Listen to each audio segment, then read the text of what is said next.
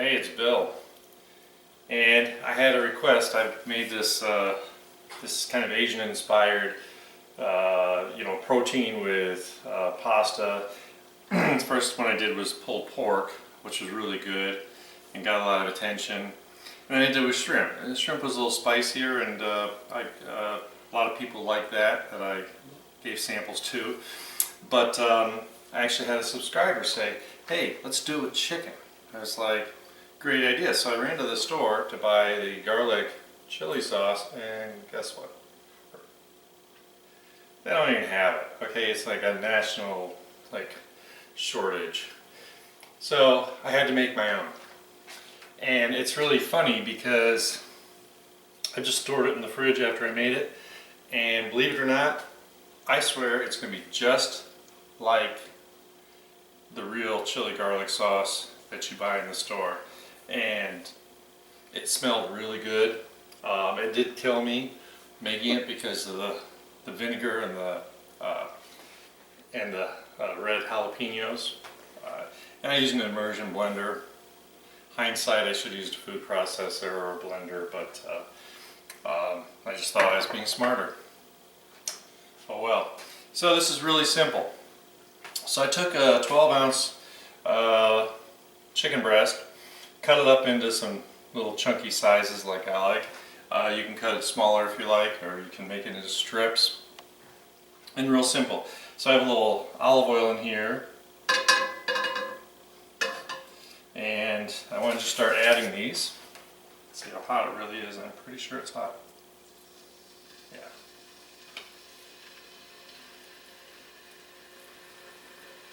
This is my new pan, like nothing can stick to it.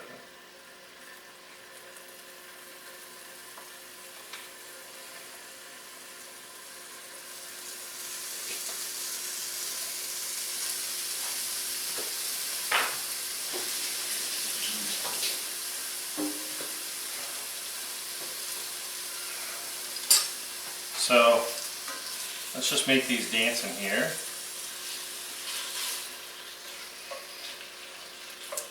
Make sure they're all split up. And it doesn't take a whole lot of olive oil. It's really funny, I learned patience is a virtue, and after you make sure that they all separated and the pan's good and toasty, you can kind of leave them alone. Even if you're using, a pan that's not stick-free, because you really want it to cook till it releases. Never understood that. I wasn't real good at that technique, but I'm getting better, okay? So, I was thinking you could kind of do this more Chinese food style and a little cornstarch, but I just was afraid it was going to affect the outcome and thicken the sauce a little too much. So I'm going to try it without, and I'm sure it's going to be fine.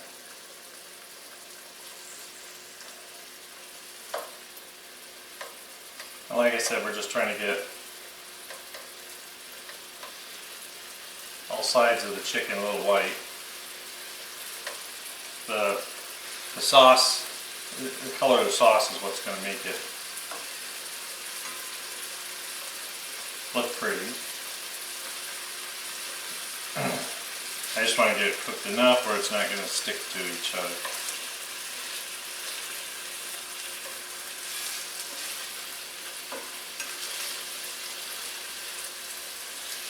And if you hadn't figured out, I was trying to make this about as easy as possible. That's why, the bigger the chunks, the less you're flipping. And, where YouTube says, you don't want the video to be any longer than, it's kind of like, alright, that's why I have everything all set out and ready to rock and roll. And this is really a simple dish to make.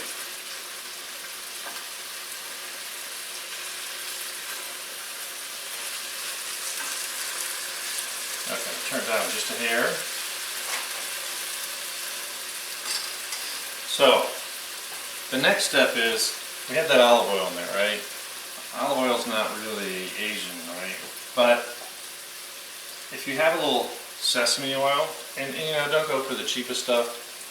If you read the ingredients, sometimes the cheap stuff has cheap stuff in it. So I just want about 2 teaspoons, just kind of drizzle over it, and that's just going to add to the flavor. And notice I'm not mushing stuff around in the pan because I just want to make sure we get this chicken started and cooked quickly. One piece keeps defying me and won't stay put. There we go. And that sesame oil is really going to bring something to the table here. So, I have my ginger paste. And what I want to do is I want to put about 2 tablespoons in here. 1, 2.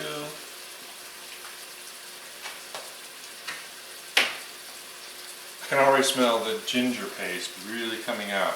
I mean, that's really great, right? But I'm still not moving stuff around yet. We're not to that stage. So here's the kicker. I need 3 tablespoons of balsamic vinegar. And stand back. When you heat vinegar, it can be pretty intense.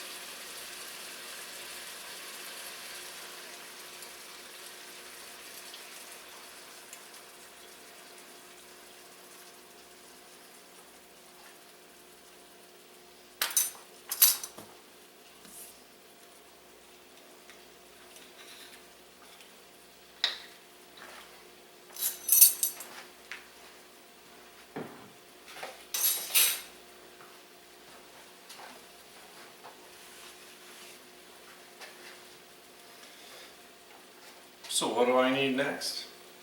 I need 3 tablespoons of my homemade chili garlic sauce. So that's like 2, makes it even 3 plus a scooch.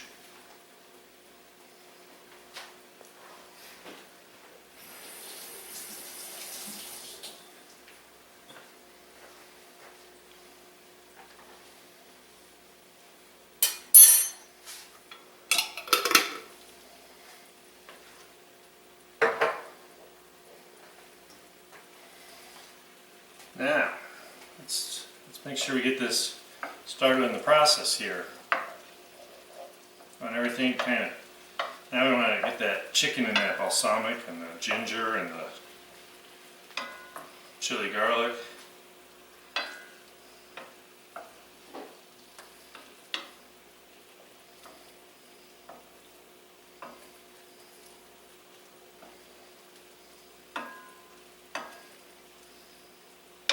So I just want to make sure we get everything a real good coating. It's going to really help kind of color it all.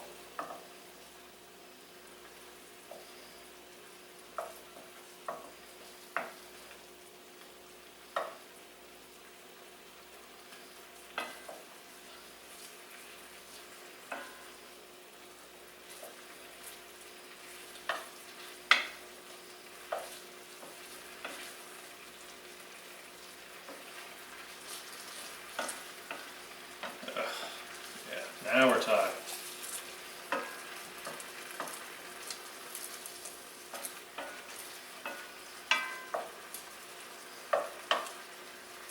The chili and the peppers and all that stuff in that chili garlic sauce, they're not cooked per se, they're heated. So I want to give it a second to really. Alright, oh that's beautiful. Alright, got to keep going though. A couple tablespoons of soy sauce. I guess I need to turn it down.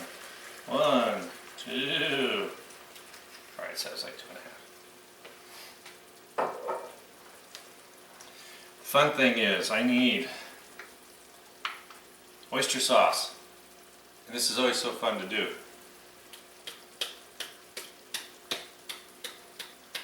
2 tablespoons of oyster sauce.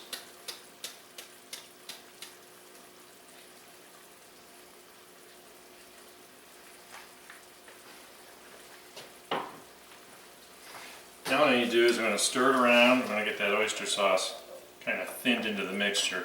Oyster sauce is a great thickener, and no, there's no oysters in oyster sauce.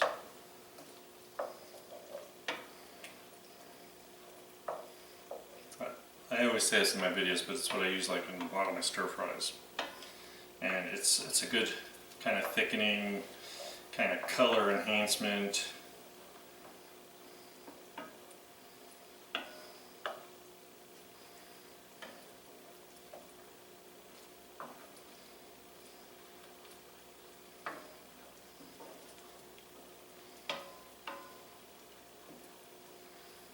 Chicken's really doing good.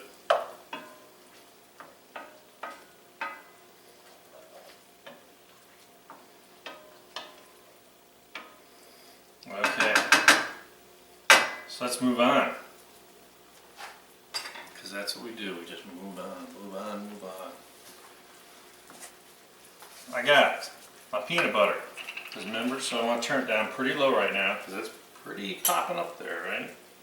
I want about 3 tablespoons. 1, 2.5. And some stuck to the spoon, so just a little more. I guess that means it's time to get more peanut butter.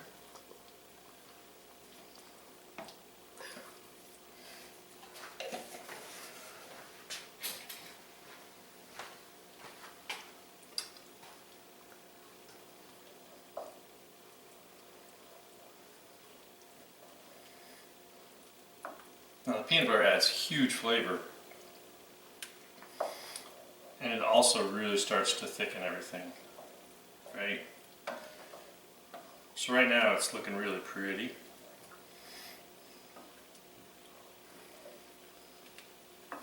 Get everything nice and coated. Peanut butter is melted. I don't want to move on to the next step till we've done that.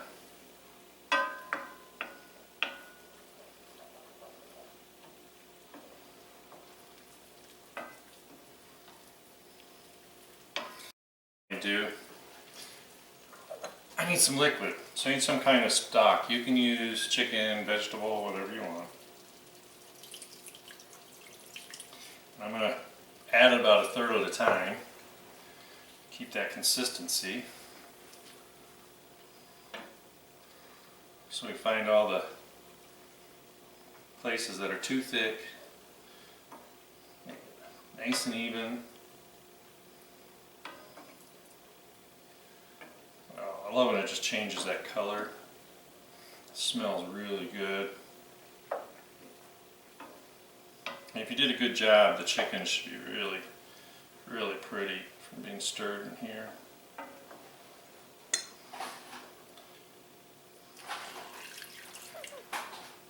Oh yeah, beautiful.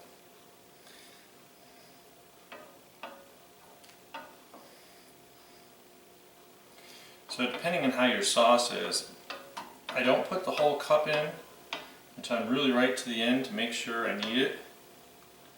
Sometimes you don't. It really depends on, like the pork took a lot of it because it absorbed a lot of the stock. The chicken's not going to. The shrimp didn't. So I'm going to start off. I've just got a couple ounces left in there, maybe 1/3 of a cup. Looks like just less than 1/3. And because what I need to do, this is with pasta, right? So you get the pasta in here. And I just find linguine holds up really well. A lot of Asian restaurants use smaller, they use those udon noodles and things like that, but I really find that this works really well. And I keep it in the freezer already cooked. Just put a little butter on it, and it's good to go.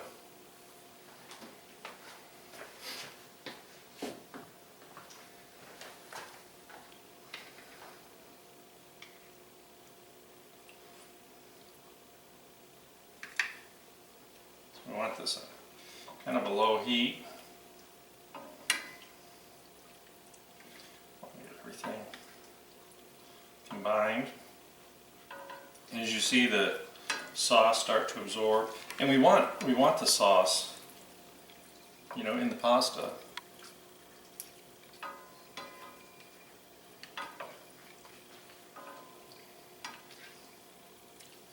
And this is 12 ounces of linguine, cooked linguine, already cooked linguine.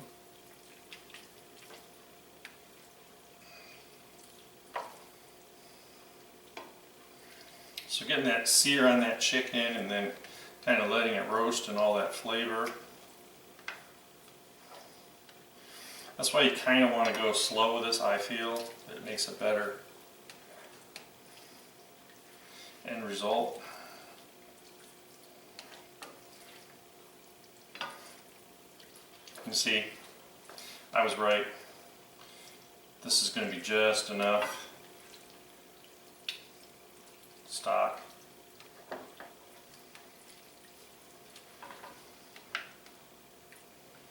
Which is fine because I need stock for a recipe I'm making tomorrow.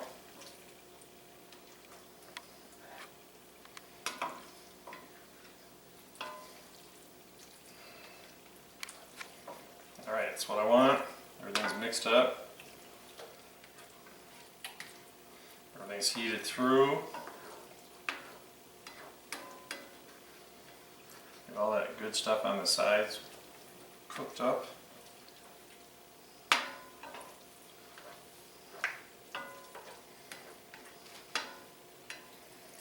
Alright, can't wait any longer.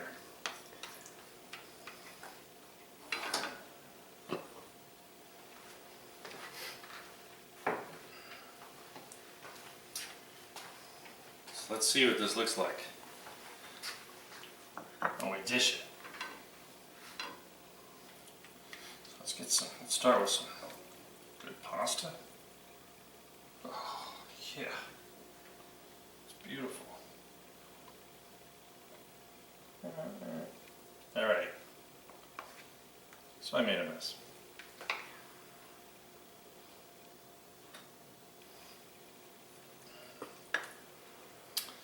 Let's get some of that chicken right on top.